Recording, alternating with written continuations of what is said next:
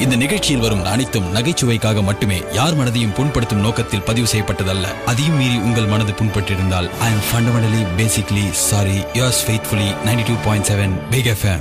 வலசேனும் குமாரி என்ற திரைப்படத்தில் மாபெரும் கதாபாத்திரத்தில் நடித்து தமிழ் சினிமாவையே புரட்டி போட்டிருக்கிறார் என்று கோபிநாத்தே கூற மாட்டார் என்ற காரணத்தினால் பல நாட்கள் பல மாதங்கள் கழித்து மறுபடியும் உங்களுக்காக குட்டி புலி அப்படின்ற ஒரு படம் கொடுத்த தைரியத்தினால பேச வந்திருக்கிற ஆர்ஜே பாலாஜியோட நீங்க பெற்றா இருக்கிறது ஃபிளாப் டக்கர் 2013 ஜான் முதல் ஜூன் வரை. என்னடா குட்டி புலி உனக்கு என்ன தைரியத்தை கொடுத்ததுன்றீங்களா? அந்த படம் பாக்குறதே ஒரு பெரிய தைரியம் வேணும்னு வச்சுக்கோங்க. அது இல்லாம அந்த படம் தான் வந்து ஒரு மிக பெரும் ஒரு விஷயத்தை உலகத்துக்கு உணர்த்திருக்கு. அவன் என்ன சொன்னா என்ன, என் படம் ஓடுண்டா அப்படின்னு சொல்லிட்டு நீங்களா என்ன வேணாலும் ரிவ்யூ பண்ணிக்கோங்க, பாடுறா கலெக்ஷன் அப்படின்னு சொல்லிட்டு படம் எடுத்தவங்களே வந்து தைரியமா வெளில சொன்னதுக்கு அப்புறம் ரிவ்யூ பண்றதுக்கும் அதை பத்தி பேசுறதுக்கும் படம் ஓடுறதுக்கும் சுத்தமா சம்பந்தம் இல்லை அப்படின்ற ஒரு உலக நியதியை ப்ரூவ் பண்ணதுதான் குட்டி புலி. So our sincere thanks to the film Kutti Puli and the makers of the film so that they are confident of the giving back to the film talking. ஆனா இப்போ நம்ம பண்ண போறது என்ன அப்படின்னா, ஜனவரி மாசத்துல இருந்து ரிலீஸ் ஆன படங்கள்லாம் அப்படியே அணிவகுப்பு வரிசையா நம்ம 120 ரூபாய் கொடுத்து அதெல்லாம் போய் பார்த்தோம். அது எல்லாம் எது ஈமு கோழி மாதிரி நம்மளுக்கு திரும்பி வராத காசா மாறிச்சு அப்படின்ற ஃபிளாப் டக்கர் 2013ல முதலாவதா வரப்போற படம் எதுனா, இதை தவிர வேற எதுவுமே வரதுக்கு அது லாய்க்கே கிடையாது. அந்த அளவுக்கு ஏகோபித்த ஓகோபித்த ஆதரவு பிடிச்சி உள்ள வர படம் மாலெக்ஸ் பாண்டியன். ரிலீஸ்க்கு முன்னாடி என்ன அப்படின்னு பார்த்தாக்க ஒரு 10-15 நாளைக்கு 4 பக்கம் கார்டு இருக்கு அப்படின்னா நம்ம ரிமோட் எங்க இருக்கு அப்படின்னு தேடி அப்படியே மாத்திருவோம். அந்த அளவுக்கு பாட்டெல்லாம் போட்டு காலங்காலமா தங்கச்சி சென்டிமெண்டே பார்த்து பழகின நம்மளுக்கு தங்கச்சியை வச்சு double meaning triple meaning in fact direct meaning ஜோக்கெல்லாம் வந்து என்னடா இது அப்படின்ற மாதிரி முக சுளிக்க வைக்கிற மாதிரி இருந்தனால யாருன்னு தெரியல. சோ அலெக்ஸ் பாண்டியன் இஸ் பழைய பட அருண் பாண்டியன். கடலை பத்தி சொல்லலாம். கடல் என்ன அப்படின்னு பார்த்தாக்க ஆல்ரெடி இதை பத்தி ஒரு 1/4 நூற்றாண்டுக்கு நம்ம பேசின காரணத்தினால வந்து இந்த படத்துல இருக்கிற மெயின் ஹைலைட் பாயிண்ட் வந்து இந்த நெஞ்சுக்குள்ள பாட்டை இவங்க முதலே ஓட்டக்கூடாது. முதல்ல இவங்க அன்பின் வாசலே வீடியோ விட்டுருந்தாங்கன்னா அதுக்கேற்ற மாதிரி நம்ம படத்தை எதிர்பார்த்துட்டு போயிருப்போம். ஃபர்ஸ்ட் 10 நிமிஷத்துக்கு it's a feeling of the Mani Ratnam film is back. அதுக்கப்புறம் நான் ஏற்கனவே சொன்ன மாதிரி கெக்க பொக்கே கிக்க பொக்கே சிக்கு புக்கே குக்க பிக்கே அப்படின்ற மாதிரி அந்த பாஷையிலேயே படம் ஃபுல்லா போய் கடல் வந்து என்னாச்சு அப்படின்னு பார்த்தாக்க உள் வாங்கிச்சு சேட்டை. இந்த சேட்டை படத்தை பத்தி நம்ம நிறைய பேசி உடல் உபாதை மன உபாதை பல உபாதைகள்லாம் வந்ததுக்கு அப்புறம் உங்களுக்கு தெரியும் எனக்கு தெரியும் சேட்டை is a very clean family entertainer. There is no double meaning ஆபாச காமெடி என்றால் இதுல என்னன்னா, இது எந்த டிவி இந்த படத்தோட ரைட்ஸ் வாங்கியிருக்காங்களோ அவங்க கிட்ட காலில் கையில ஊந்து ஏதாவது ஒரு பண்டிகை அன்னைக்கு தயவு செய்து இதை போட்டுறாதீங்க. ஏன்னா போட்டீங்கன்னா பலகாரம் ஆல்ரெடி சாப்பிட்டுருப்போம். இந்த படத்தை பார்த்தா என்ன ஆகும் அதுக்கப்புறம். Oi what now you are talking about Settai, what about Theeya வேலசேன் Kumar, both same production house. So அன்னைக்கு நீ இப்படி பேசினீ, இன்னைக்கு அவங்க கூட ஃப்ரெண்ட் ஆயிட்டியே, நாங்களாம் லூஸ் ஆயிட்டமே அப்படின்னு சொல்லிட்டு 2-3 பேர் முறுக்குன்னு மூக்க பிடிக்கிற மாதிரி என்ன கேள்வி எல்லாம் கேட்டாங்க. எனக்கு இந்த சேட்டை படம் எடுத்தவங்களுக்கு சுத்தமா சம்மந்தமே கிடையாது. ஏன்னா என்ன கூப்பிட்டவங்க வந்து முதல் அந்த படத்தை எடுக்க யார் ஆரம்பிச்சாங்களோ அவங்க தான் they contacted me and give missed call என்றால் மற்றபடி சேட்டை படத்தில் என்ன உபாதைகள்லாம் எழுந்ததோ அந்த உபாதைகள் இன்னும் என் மனதில் ஆழ் மரத்தாணிச்சி பசு மரத்தாணி போன்று தெளிவாகவே உள்ளது. அதனால வந்து உங்க படத்துல நடிச்சிட்ட கட்டி முடிச்சுக்கலாம் அப்படின்னு ஜெயம் ரவி நார்மலா வந்து சமஜாலே நடிச்சிருந்தார். அதாவது கதெல்லாம் பத்தி பெருசா கவலையே கிடையாது. ஏற்கனவே தெலுங்குல இருக்கிற இட்டு படலாம் ஆனா அப்படின்னா அவள்தான் படம் வந்துடும், அப்படியே செம்ம ஹிட் ஆயிடும், குடும்பத்தோட நம்ம சந்தோஷமா சேர்ந்து பாக்குற அளவுக்கு ஃபேமிலி பாயா நடிச்சிருந்தவர். பருத்திவீரன் மாதிரி ஒரு படத்தோட படமா இது அப்படின்னு சொல்லிட்டு ஜப்பான் பிலிம் ஃபெஸ்டிவல்ல 4 பேர் கேள்வி கேட்டாங்க. அதே படம் ஜப்பானுக்கு போச்சுன்றீங்களா இல்ல போகிறதுக்கு சான்ஸ் இருக்கு? இப்பெல்லாம் எந்த படம் எடுத்தாலும் இங்க விடுதோ இல்லையோ பிலிம் ஃபெஸ்டிவல் 3ல காமிச்சிட்டு வந்துடுறாங்க. படம் கூட பரவாயில்ல. படம் ரிலீஸ் ஆன டைம்ல வந்து ஜெயம் ரவிக்கு யாரோ வந்து ட்வீட் பண்ணிருக்காங்க, ஜெயம் ரவி பகவான் கேரக்டர்ல நீங்க பண்ண பெர்ஃபார்மன்ஸ்க்கு கண்டிப்பா உங்களுக்கு ஆஸ்கர் அவார்ட் கிடைக்கும் அப்படின்னு. அது வந்து பண்ணதோட பரவாயில்ல, அது அவர் ரீட்வீட் வேற பண்ணிருக்காங்க. என்னடா இது எனக்கு ஏண்டி ஜெயம் ரவி வந்து ஆஸ்கர் அவார்ட் பகவான் பெர்ஃபார்மன்ஸ்க்கு அப்படின்னா வந்து மெர்லன் பிராண்டோ அப்படின்னு ஃபாரின் நடிகர் இருக்காருல்ல, அவருக்கு எல்லாம் என்ன அவார்டு கூட, அவருக்கு சினிமா எக்ஸ்பிரஸ் அவார்டு கொடுத்துடலாம். டேவிட் என்ன அப்படின்னா பழ ஆனந்தராஜ் படத்துல வந்து அவர் பேர் வரும், டேவிட் அங்கிள் ஒரு குழந்தை ஓடி வரும். அந்த டேவிடே நம்மளுக்கு பிடிக்கும் அப்படின்ற அளவுக்கு இது ஜீவாவும் விக்ரமும் நடிச்சிருக்காங்கன்னு அவங்களுக்கே தெரியுமான்னு தெரியல. டேவிட் டிவிடில கூட நீங்க வாங்க முடியாது, ஏன்னா எந்த கடையிலுமே கிடைக்காது. எப்படி இந்த அவார்ட் ஃபங்க்ஷன்லாம் வந்து பெரிய ஹீரோ படத்துக்குலாம் எல்லா அவார்டையும் கொடுத்துட்டு நல்ல படத்துக்கு ஐயோ எதுவுமே கொடுக்கவே இல்லைன்னு திடீர்னு ஞாபகம் வந்த மாதிரி ஸ்பெஷல் ஜூரி அவார்டு கொடுப்பாங்களோ அதே மாதிரி வந்து நம்மளுக்கு சில பேரை வந்து முக்கியமா we have to mention in the category of this list. Special mention for internationally going this year. யாருமே எதிர்பார்க்காத ஒரு கம்பேக். தமிழ்நாடே வந்து இவர் வரணும்னு சொல்லிட்டு ஏங்கி தவிச்சு 6 கோடி பேர் ஒரே நேரத்துல வந்து மண்சோறு சாப்பிடுற அளவுக்கு they were waiting. He is coming of the strong bangers Masani பட ஹீரோ ராம்கி.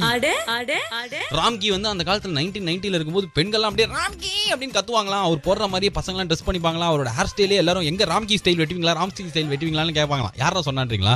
ஒரு வாரம் மாநாடு மயிலாடுல 3 மணி நேரம் உட்கார வச்சு அவர் இதுதான் பேசினாங்க. நல்லா பெச்சராயிட்டா, ஐயோ நம்ம தமிழ்நாடு இல்லையா, நம்ம குஜராத்ல இருந்து வந்திருக்கோம், நம்மளுக்கு எப்படி தெரியாம போச்சுன்னு சொல்லிட்டு. அனுராக் கஷாயம் அப்படின்ற ஒரு பாலிவுட் ஃபிலிம் மேக்கர் பயங்கர போல்டான படங்களை எடுப்பார் அப்படின்லாம் வந்து பயங்கரமா சொல்லுவாங்கல்ல, அவர் ஒருத்தர். அதுக்கப்புறம் வந்து மார்டின் சர்காஸ்டிக் அப்படின்ற அப்படின்ற மாதிரி ஒரு பிலிம் மேக்கர் இருக்காரு. அவரும் பயங்கரமா படம்லாம் எடுப்பார் அப்படின்ற மாதிரி எக்கச்சக்க பிலிம் மேக்கரை நம்மளுக்கு உதாரணமெல்லாம் சொல்லும்போது ஒரு டைரக்டரை நம்ம கண்டிப்பா உதாரணம் சொல்றதுக்கு அந்த கேட்டகரியில் இருக்காரு அவரு அப்படின்னு சொல்லிட்டு செம்ம தைரியமா செம்ம கான்பிடென்ட்டா ஒரு பிலிம் எடுத்த டைரக்டர் தான் திருமதி Tamil director Rajkumar.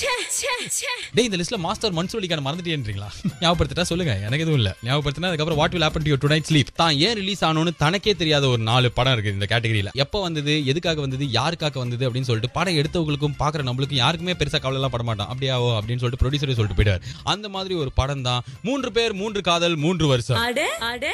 3 lover boys. One is the chocolate boy Seren, second is the lover boy Vimal, ever young charming looking of the action king Arjun. இவங்க 3 பேரும் 3 பொண்ணை லவ் பண்ணி 3 பேருமே காதல் நாசமா போறது இல்லாம படத்தோட 120 ரூபாய் நாசமா போற அளவுக்கு ஒரு கிளைமேக்ஸை வச்சு படத்துல நல்லது யாருக்கு, ஒரே ஒருத்தருக்கு தான் நந்திருது. யாருக்குன்னு பார்த்தாக்க படத்தோட டைரக்டரோட பையன் ஸ்டாப் த பாட்டு அப்படின்னு சொல்லிட்டு படத்துக்கு சம்பந்தமே இல்லாத ஒரு பாட்டை தான் விளம்பரத்துல போட்டாங்க. அவருக்கு சினிமாவில் நடிக்கிறதுக்கு ஆசை இருக்கு அப்படின்றத இது மூலியமா வெளி உலகத்துக்கு தெரிவிக்கிறதுக்கு இந்த படம் யூஸ் ஆயிருது. அதுக்கப்புறம் இன்னொரு படம் என்ன அப்படின்னா விஷால் நடிச்சா அப்படின்றீங்களா, சரி அதை நடிச்சுதான் வந்ததா அப்படின்னு சொல்லிட்டு ஜெயா டிவில போடும்போது கூட மாத்திர வேற ஏதாவது போடுற அப்படின்னு சொல்லக்கூடிய அளவுக்கு சமரு. ஜாக்கி சான் சித்தி பையன் மாதிரி இருக்கிற நகுல் நடிச்ச நான் ராஜா வார போறேன். 2 பாட்டு, ஒன்னு ராஜா ராஜா ராஜான்னு செம்ம ஃபேமஸ் பாட்டு. இந்த படத்துலயே அதான் செம்ம ஃபேமஸ், 4 பேருக்கு தெரியும். அது இன்னொரு விஷயம் என்னன்னா இந்த படத்துல கலாய்ப்போன்னு ஒரு பாட்டு இருக்குது.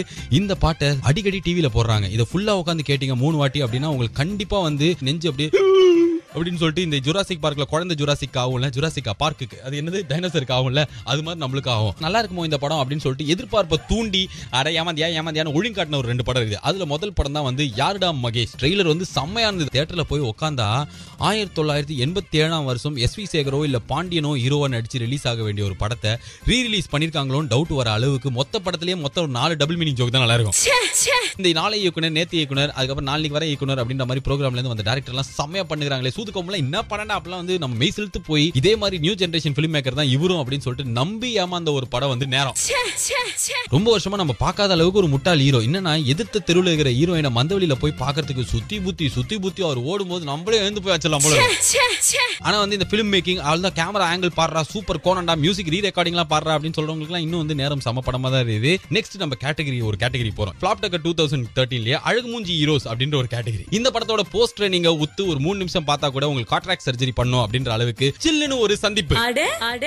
விமல் ஊட்டி கான்வென்ட்டோட இங்கிலீஷ் ஸ்பீக்கிங் ஸ்டூடெண்டா நடிச்சு ஸ்கூல் யூனிஃபார்ம்ல டை கட்னு சைக்கிள்ல ஓவியா பின்னாடி போற காட்சியை பார்த்த டிவில இருக்கிற நேயர்களுக்கு ஹார்ட் பாதிப்பு வந்திருக்கு.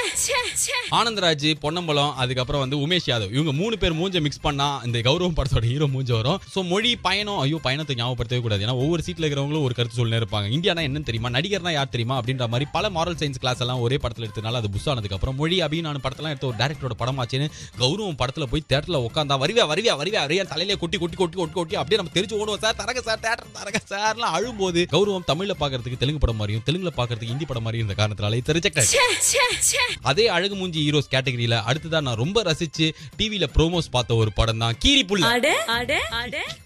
ஒரு படமே வரல, போய் சொல்றீங்களா? சத்தியமா இந்த சேட்டை செய்யோ எப்ப பாரு இதுவே ஞாபகம் மறக்கணும். சேட்டையில சாட்டை படம்னு ஒரு படம் வந்ததுல அடிக்கடி விஜய் டிவில மாத்திர மாதிரி போடுவாங்க. காலைல ஒரு வாட்டி சாட்டை வாய்க்கோ, சாயங்காலம் ஒரு வாட்டி வாய்க்கோ, நைட்டு முடிஞ்சுன்னா வழக்கன் போட்டுறோம் அப்படின்னு சொல்லிட்டு அந்த சாட்டை படத்துல ராங்கின்னு படம் ஓங்கி மூஞ்சில அடிக்கணும் போல ஒரு பையன் வருவானே, அந்த பையன் ஹீரோ நடிச்ச படம் தான் கீரி புள்ள. கௌரவா ஓலகத்திலேயே பாருங்க, உலகத்திலேயே ஃபர்ஸ்ட் டைம் இந்த மாதிரி யாருமே யோசிச்சிருக்க மாட்டாங்க அப்படின்ற அளவுக்கு இந்த படத்துல நிஜமாலே ஒரு ட்விஸ்ட் இருந்தது. கொடூர வில்லன்கள் கொலை பண்ண துரத்தும் போது ஒரு குரூப் 2 குரூப் இல்ல 3 குரூப் துரத்தும் போது எனக்கு பசிக்குது நான் போய் பரோட்டா சாப்பிட்டு வரேன் அப்படின்னு இருக்கிற hero where which language they have. சரி பரோட்டா சாப்பிட்டதுக்கு அப்புறமா சண்டை போடுவான்னு யோசிக்கிற நேரத்துல சாப்பிட்டா தூக்கம் வராதா அப்படின்னு கேட்டு தூங்கறதுக்கு ஒரு ரூம் போய் கதை தாபல் போட்டுட்டு which language we have. What a turning and twisting. அதாவது ஃபர்ஸ்ட் ஹாஃப் வரைக்கும் இந்த படம் நல்லா தான் இருக்கும். என்ன ஆக போகுது, யாரா இவனுங்க எல்லாம் கொலை பண்றானுன்னு சொல்லிட்டு. ஆனா செகண்ட் ஹாஃப்ல என்ன ஆகும் அப்படின்னு பார்த்தாக்கா 2 வில்லனை பயங்கர கொடூரமா காமிச்சிட்டு 3வது வில்லனுக்கு நண்டி ஜெகனை போட்டு அந்த 2 வில்லன்களும் காமெடி ஆயிட்டாங்க. அவர் மூஞ்சில அப்படி எல்லாம் பண்ணும்போது ஆதித்யா பாரு ஆயுசு 100ன்ற மாதிரி நம்மளுக்கு காமெடி ஞாபகம் வருது தவிர நம்மளுக்கு அந்த நேரத்துல வில்லன் ஃபீலிங்ஸ் எல்லாம் வரவே இல்லை. வத்தி குச்சி. இன்னொரு இந்த 6 மாசத்துல நான் கத்துக்கின விஷயம் என்னன்னா, அதாவது எனக்கும் பஞ்சு மிட்டாய்க்கும் நாங்க தியேட்டர்ல போய் படம் பார்க்கும்போது ஒரு படத்துக்கு சுத்தமா சிரிப்பே வரல அப்படின்னா அந்த படம் தான் இந்த வருஷத்துல சூப்பர் டூப்பர் ஹிட் ஆகுது. எங்க ஹியூமர் சென்ஸ்ல ஏதோ ஒரு ப்ராப்ளம் இருக்குது, எங்களுக்கு நகைச்சுவை உணர்வு வத்தி போயிட்டு இருக்கு.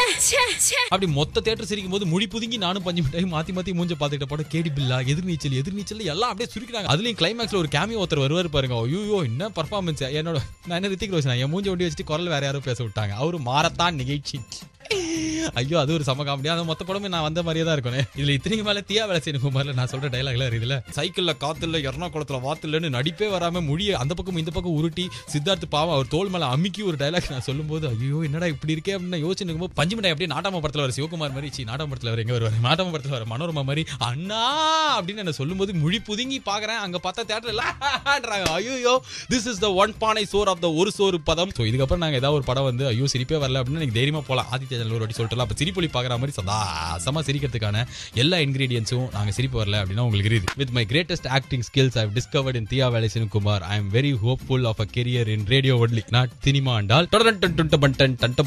ஏதோ ஒரு படத்தை விட்டேன்னு நினைச்சு மறந்தே போயிட்டு என்ன படம் 9ல குரு. ஐயோ வேணாம் சல்மான் கானே அதை ரீமேக் பண்ண மாட்டாருன்னு பாத்துக்கோங்களேன். அந்த அளவுக்கு அது இட்ஸ் ஃபேண்டாஸ்டிக் ஃபிலிம் 9ல குரு.